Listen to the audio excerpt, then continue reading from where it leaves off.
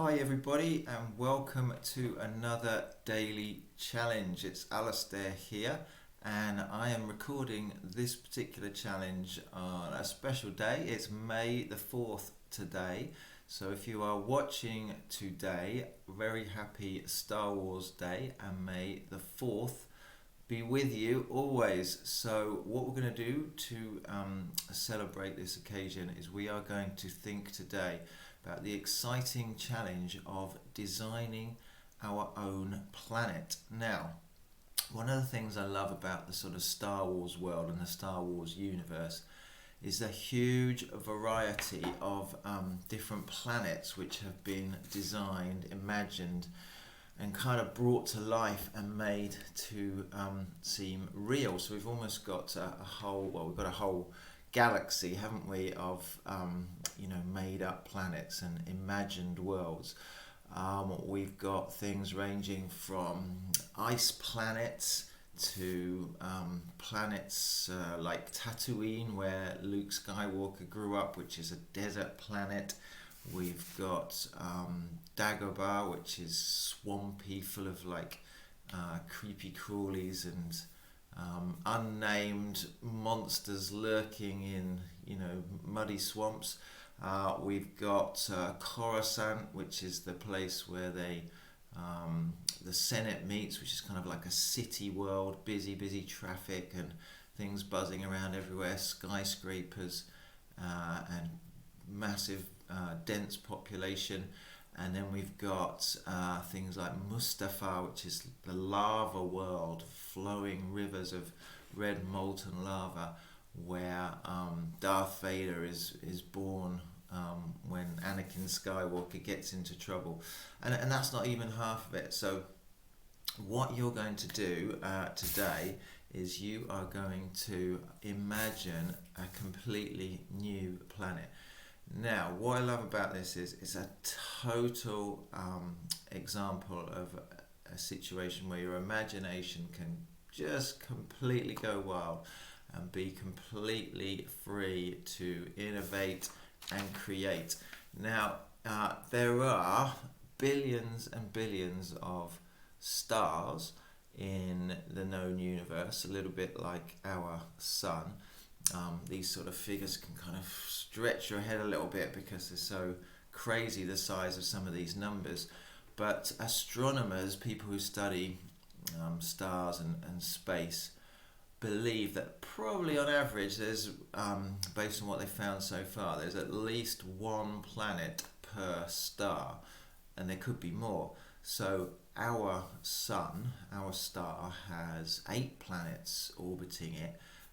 So what I'm trying to say is out there are literally billions of planets right now that we know nothing about, that could have developed in all sorts of different and crazy ways.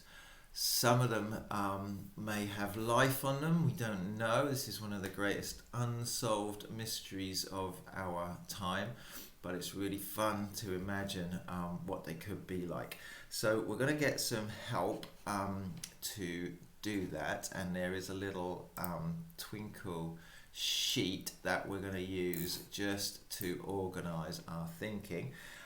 It looks like this. It's called Design a Planet, and it just will help you collect all your thinking together about the new planet that you're imagining. So what do you need to complete on this? Well, there's a space for you to think about what color your planet would be. Recommend taking a look at some of the planets in the solar system again, also some of the moons. There is a moon of Jupiter called Io, which is quite colourful. It's quite volcanic. It has volcanoes erupting on it. So check that one out if you want to look at a kind of colourful world. What size will your planet be? Well, you could compare it to a planet in the solar system. Our planets range in size from Mercury all the way up to Jupiter. Or it could even be, much huger than Jupiter, or it could be really, really tiny. So it's just something for you to think about. You might want to, at that point, look at some of the numbers of the sizes of some of the planets in our solar system and see, how they relate to each other. How many Earths would make a Jupiter, and so on. Are any of them similar sizes? So number of moons. Now, this is an interesting one. Our planet has one, obviously. At the moment, although things do change when astronomers find new things in the sky, but Saturn, I believe, has the most moons in our solar system. It has 82 moons, and all sorts of lovely names like Titan, Calypso, Pandora. So, will your planet have lots and lots of moons? And an interesting thing to think about is, what would the sky look like on your planet? So when we're stood on our planet, we can look up and we can sometimes see our one moon. But if you're standing on a planet with lots of moons, what does that, night sky, or what does that sky look like when you're standing there?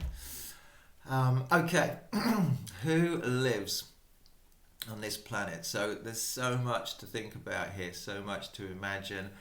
You can think about the Star Wars creatures again, the Ewoks, the sort of cuddly teddy bears, the Gungans, the sort of amphibious creatures like Jar Jar Binks, if you know the films, that can be underwater and outside of water.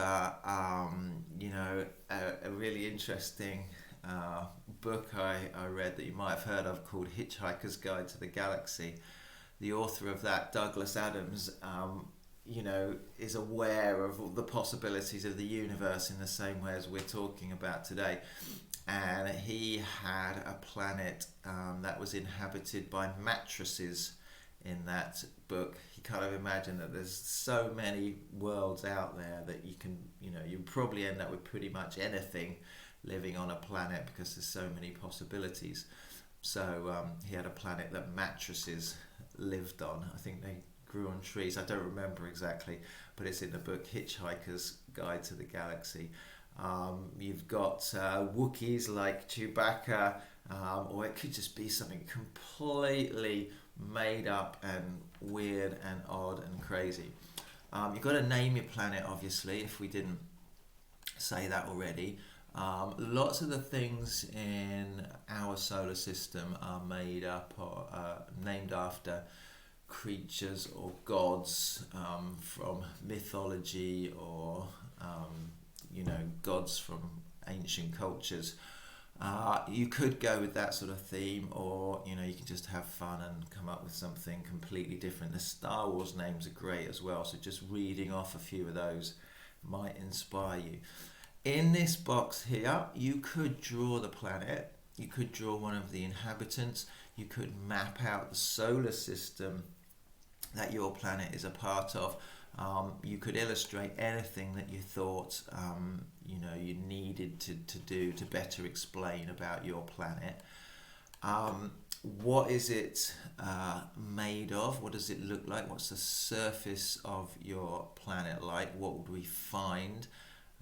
There's some fascinating facts that you hear about other planets in the galaxy, in the universe. Like, I've heard things like in some places it can rain diamonds and things like that. So what would you make a special feature of your planet? Signs of life. So what are the key sort of nutrients and raw materials and things that are found on your planet to help preserve life? Your creatures that live on your planet don't necessarily have to drink water and breathe oxygen, but you've got to think about, I think, what will be found on your planet that will keep them alive. And here you can add anything in extra that we need to know about your planet to understand it. So lots and lots to think about there, and so many different ways you can extend this. You could draw or paint the surface of your planet. Imagine what the sky would look like. There's lots and lots of art on the internet that you can look up. If you look up painting of planet surfaces, that could get you inspired. You can think about the solar system that your planet is in. You could even find the names of some galaxies and look at where those galaxies are located in the night sky and decide which galaxy your planet is a part of. You could write a story based on your planet. It could be a Star Wars story. It could be it could be anything. So lots and lots of different ways that you can take this. I'm going to leave you now. I've got a few sort of finishing phrases that I can choose from. It could be to infinity and beyond. It could be may the force be with you. Or it could be 5, 4, 3, 2, 1, blast off. Hope you have lots of fun designing your planet, and see you again soon.